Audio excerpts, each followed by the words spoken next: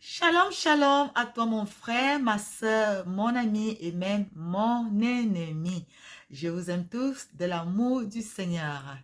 Je suis votre humble servante, la messagère de Dieu, Rachel Bonne Nouvelle Smith depuis Ohio aux États-Unis d'Amérique.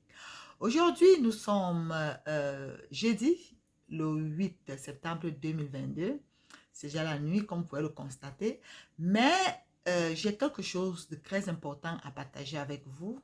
C'est un rêve que j'ai eu la nuit dernière, entre 23h et 23h30 exactement. Je ne serai pas longue, restez connectés, on se retrouve tout à l'heure. Alors les bien-aimés, ce rêve que j'ai eu m'a beaucoup troublé. Je dirais même bouleversé. Alors, c'était quoi le rêve? Dans mon rêve, je suis allée au lit à 23h exactement et je me suis endormie.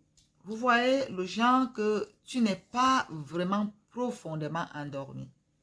Alors, je me retrouve euh, devant une maison.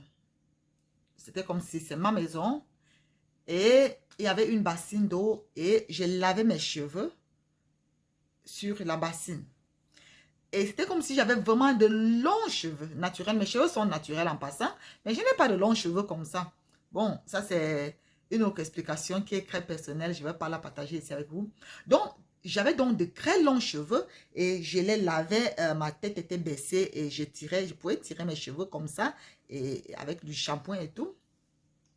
Et alors, pendant que je suis en train donc, de laver ainsi mes cheveux, et bien aimé, il y a eu en même temps un grondement de tonnerre, en même temps comme un tremblement de terre. C'est-à-dire, il y a eu un vacarme, un tremblement, un ébranlement qui était en fait mondial. Je pouvais savoir que ça se passait au même moment dans le monde entier, avec un vacarme infernal. Je ne peux pas décrire ce bruit. Imaginez le tonnerre, la foudre, le tremblement de terre, tout ce bruit multiplié peut-être par 10, quelque chose comme ça.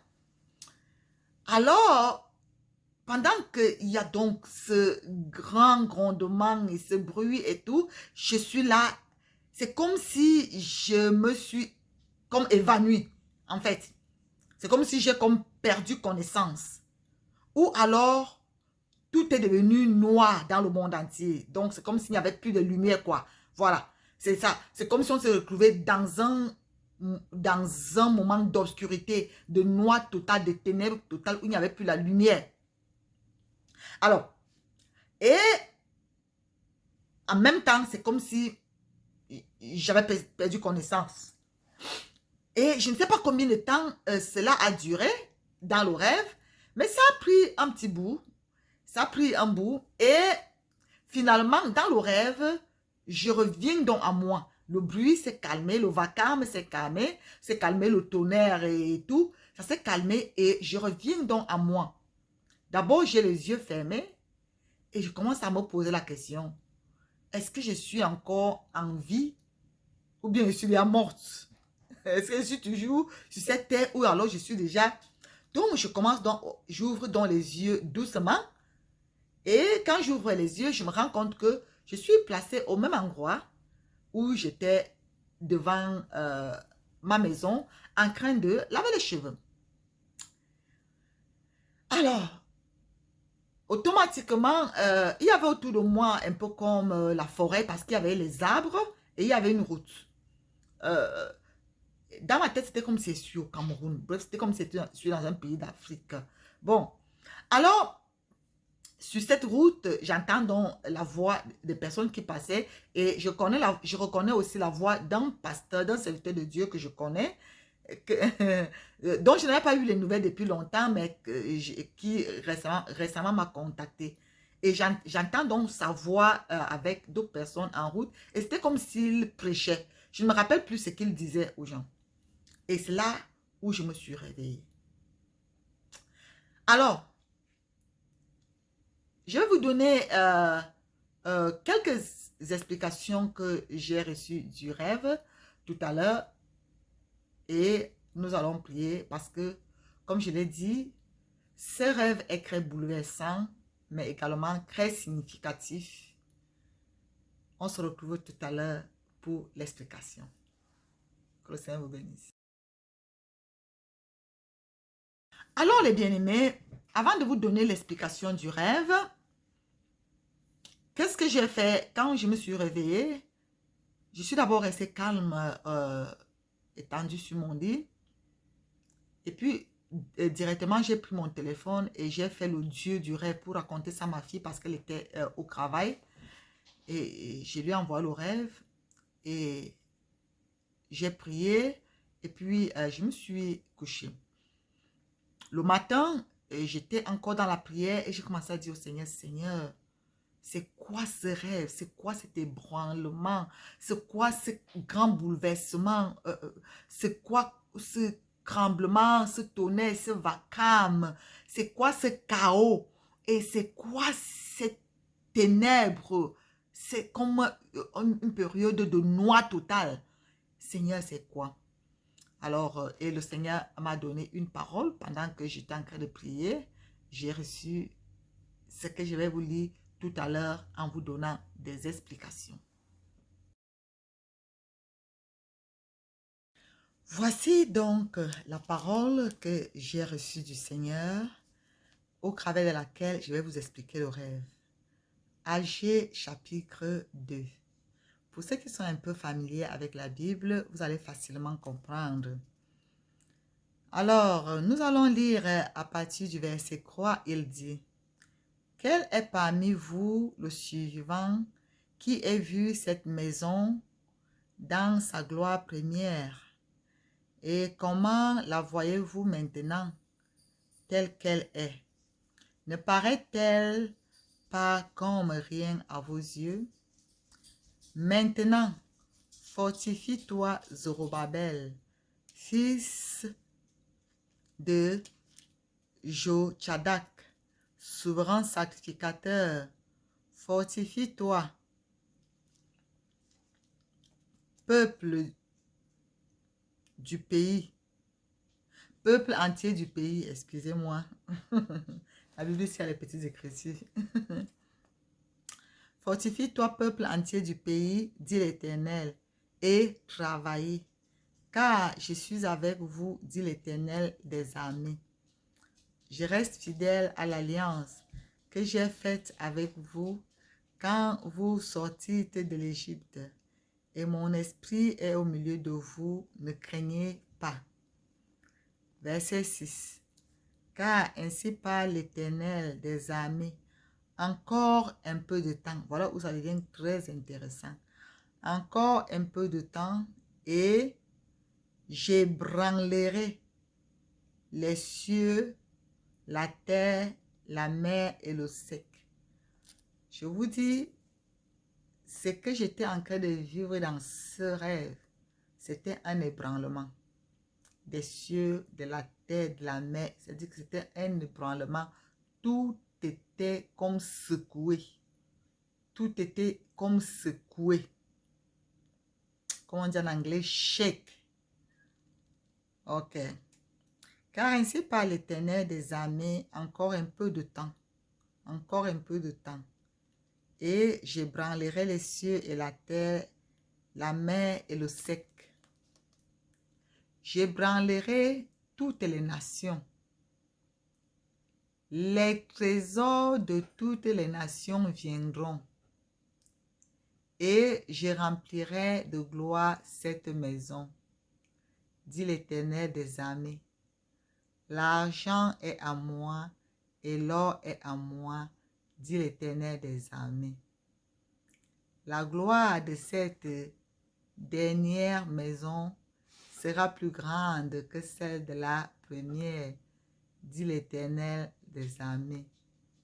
Et c'est dans ce lieu que je donnerai la paix, dit l'Éternel des armées. Eh bien aimé, voilà donc la parole que le Seigneur m'a donnée par rapport à ses rêves. Ce que tu dois comprendre ici, premièrement, c'est que le Seigneur vient t'encourager. Il dit d'abord quoi? Fortifie-toi, peuple du pays, où que tu sois. Mon frère, ma soeur, ne sois pas découragé. Peut-être que tu passes par des moments difficiles, peut-être financièrement, peut-être maritalement, peut-être dans le ministère, spirituellement. Je ne sais pas où tu es dans les combats, les oppressions. Le Seigneur te dit, fortifie-toi. D'accord? Et il te dit également, ne crains rien. Alors, le Seigneur te rappelle ici qu'il est fidèle à son alliance. Vous vous rappelez, quand Dieu a sorti son peuple de l'Égypte, il a fait une alliance avec eux et cette alliance stipulait que chaque famille devait immoler un agneau et mettre le sang sur les linteaux et les poteaux des portes afin que lorsque le destructeur, qui était l'ange de la mort, passerait, qu'il voie le sang sur les portes et qu'il ne s'arrête pas et qu'il passe par-dessus. C'est de ça que vient le mot Pâques, Passover. D'accord? Et c'était donc l'alliance que l'Éternel avait fait avec le peuple hébreu en les délivrant, en les sortant de l'Égypte. Aujourd'hui, ceux qui croient en Jésus-Christ, Jésus-Christ est l'agneau immolé, l'agneau de Dieu. Donc, on n'a plus besoin de sacrifier les animaux pour faire de telles pratiques. Jésus-Christ est donc cet agneau de Dieu, l'agneau pascal de Dieu, que Dieu lui-même a immolé pour toi et moi. D'accord? Et lorsque, dans Matthieu 26, à partir du verset 26, le dernier repas qu'il a eu avec ses disciples, la Bible dit qu'il a brisé le pain, il leur a donné, il a dit, prenez, mangez-en tous, ceci est mon corps qui est brisé pour vous. Et il leur a donné également une coupe, il a dit, ceci est mon sang qui est versé pour vous. C'est quoi? Le sang de l'alliance nouvelle. Donc, toi et moi qui croyons en Jésus-Christ, ou alors toi qui n'as pas encore cru, je t'encourage à croire en Jésus-Christ pour être dans cette alliance. C'est une alliance excellente, c'est une alliance qui est meilleure que celle qui était faite avec le sang des animaux. Le sang de Jésus-Christ est un sang pur, juste, c'est le Fils de Dieu même. Et cette alliance nous accorde beaucoup plus de grâce que l'alliance ancienne. Et si donc Dieu était déjà fidèle à l'alliance ancienne, à plus forte raison, sa fidélité sera à cette nouvelle alliance en ceux qui croient en lui, qui espèrent en lui, qui mettent leur confiance en lui. Alors, cette fidélité-là, que Dieu garde son alliance, il dit d'ailleurs qu'il garde son alliance jusqu'à 1000 générations pour ceux qui le craignent et qui aiment son nom. Alors, il dit donc, ne crains rien, il dit fortifie-toi. Alors, ici, il parle donc de deux temples. Il dit, quand tu regardes ce premier temple, il ne ressemble à rien. Ça, c'est peut-être l'état de ta vie. Quand peut-être on regarde ta vie aujourd'hui, peut-être on regarde ta vie financière, peut-être qu'on regarde ta vie sociale, ton statut social, ça ne ressemble à rien. Peut-être qu'on regarde même ta famille ou alors ton ministère, tes affaires, ça ne ressemble à rien, comme ce temple ici, comme cette maison ici ne ressemble à rien. Et également, ça peut être l'image du monde qui aujourd'hui ne ressemble à rien. Alors, voici donc la belle promesse que le Seigneur dit. Il dit ceci, il dit, oh my God, my God, my God, my God. Car ainsi par l'Éternel des armées, encore un peu de temps, encore un peu de temps, et j'ébranlerai les cieux, la terre, la mer et le sec. Mon frère, ma soeur, conformément à cette parole et ce que le Seigneur m'a fait voir dans ce rêve, very, very soon, très bientôt, je ne sais pas quand, mais le Seigneur est sur le point de secouer le monde, secouer les nations, comme il le dit ici, Il dit, j'ébranlerai la mer, le sec, les cieux, les nations. Le Seigneur est sur le point d'ébranler, de secouer. De secouer pour faire quoi? Vous savez, quand par exemple, tu as un manguier et que tu le secoues, tu l'ébranles, c'est pour faire quoi? C'est pour faire tomber les fruits et en ramasser pour en déguster. Alors le Seigneur ici, tout ce monde, comme il dit que l'or et l'argent m'appartiennent, le monde l'appartient, toutes choses l'appartiennent. Il est donc sur le point d'ainsi de secouer. Il y a un grand ébranlement qui est sur le point de prendre place. Et cet ébranlement va apporter un transfert. Va apporter un transfert. Je peux entendre le Seigneur parler de transfert, transfert des richesses. Et vous savez que la richesse, c'est le pouvoir. Transfert des richesses, transfert de pouvoir. D'accord?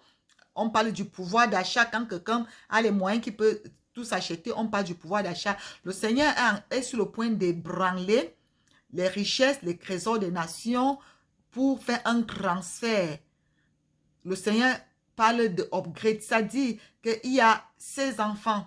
Parce qu'il parle d'abord de l'alliance. Voilà pourquoi il est très important que toi qui n'as pas encore donné ta vie à Jésus-Christ, que tu te répandes aujourd'hui, que tu dises à Jésus-Christ de venir dans ton cœur, qui vient te sauver, qui vient te pardonner tes péchés. Parce que cette parole s'adresse à ceux-là qui ont alliance avec lui. Il a parlé de l'alliance. Ceux-là qui ont déjà accepté Jésus-Christ comme leur sauveur et Seigneur personnel.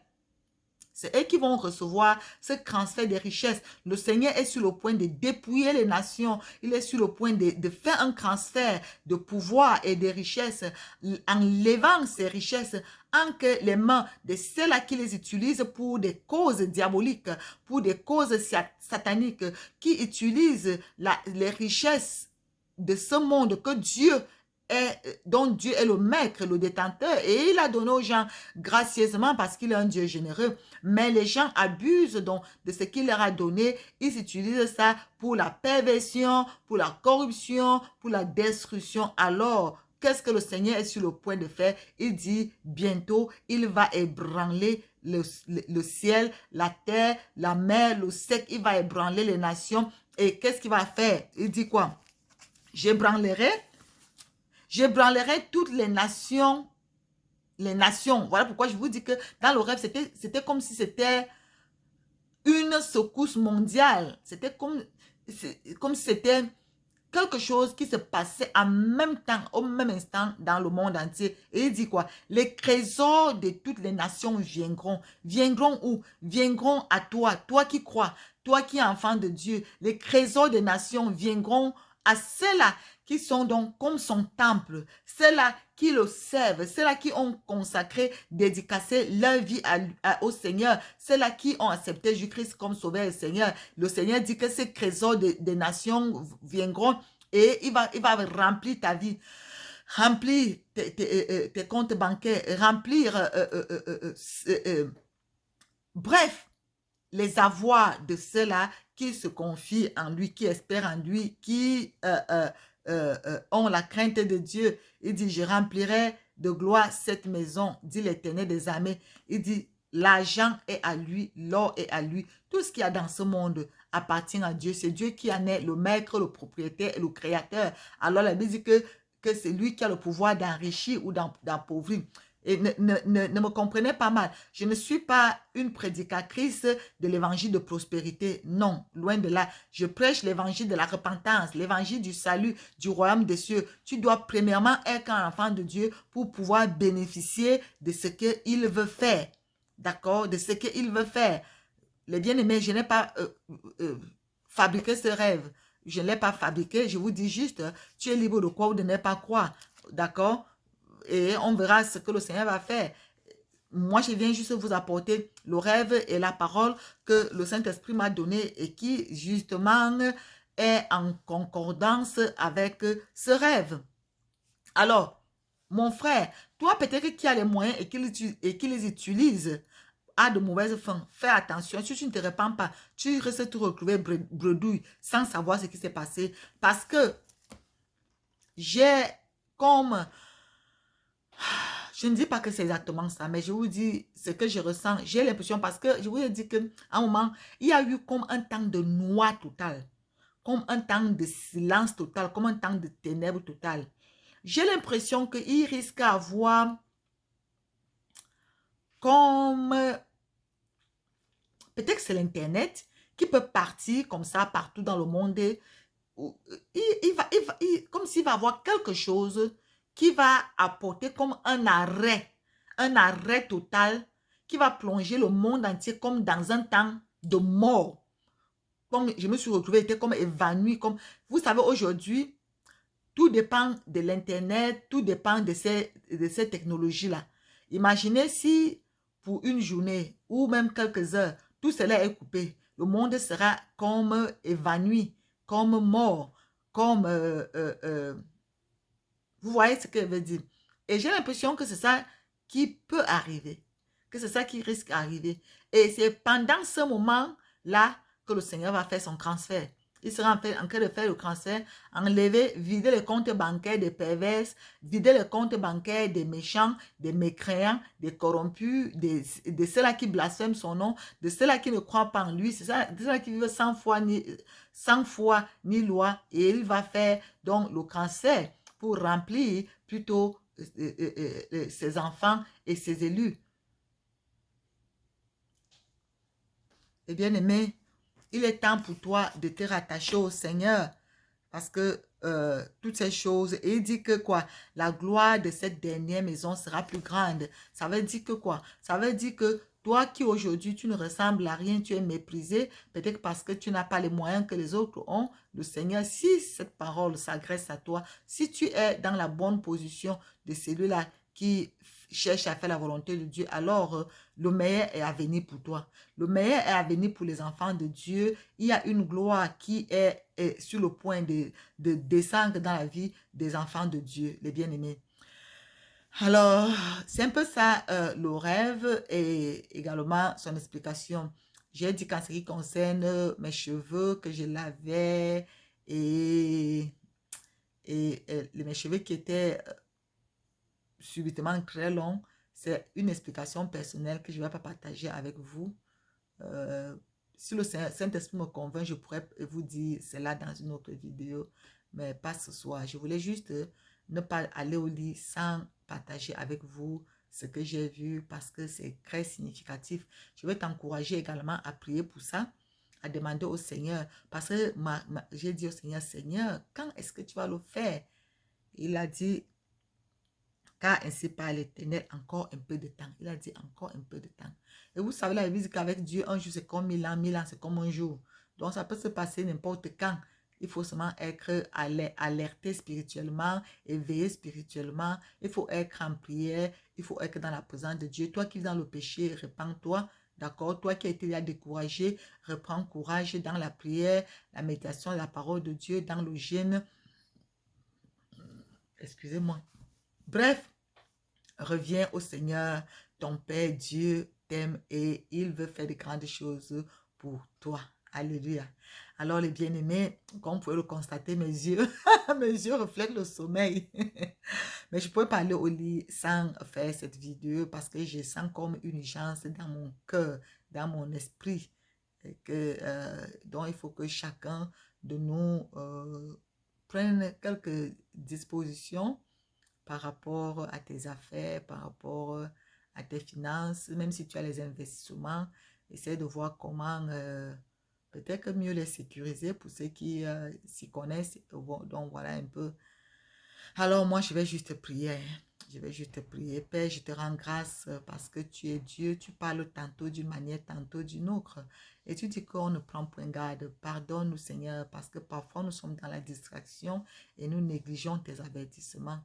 Père, je prie que ce rêve et son explication, Seigneur, avec tout ce qu'il y a de bon et de positif, que ce soit pour tes enfants, pour ceux qui craignent ton nom, qui espèrent en toi, que tout ce qu'il y a de positif, cette parole de agir, Seigneur mon Dieu, mon roi, qui est un ébranlement, un secouement, Seigneur mon Dieu, mon roi, pour que toi à qui l'or et l'argent et les trésors des nations appartiennent, que tu les redistribues à tes enfants, que tu les confies à ceux-là qui vont te servir avec lui. Parce que voilà, l'une des choses que le Seigneur m'a dit, c'est que quand le Seigneur va te bénir, qui va te remplir, de ces choses, c'est pour le servir. Ce n'est pas pour toi-même, c'est pour le servir. C'est pour que tu t'occupes des veuves, des orphelins, des pauvres, des démunis et de tous ceux-là qui sont dans le besoin. C'est pour que tu le serves avec.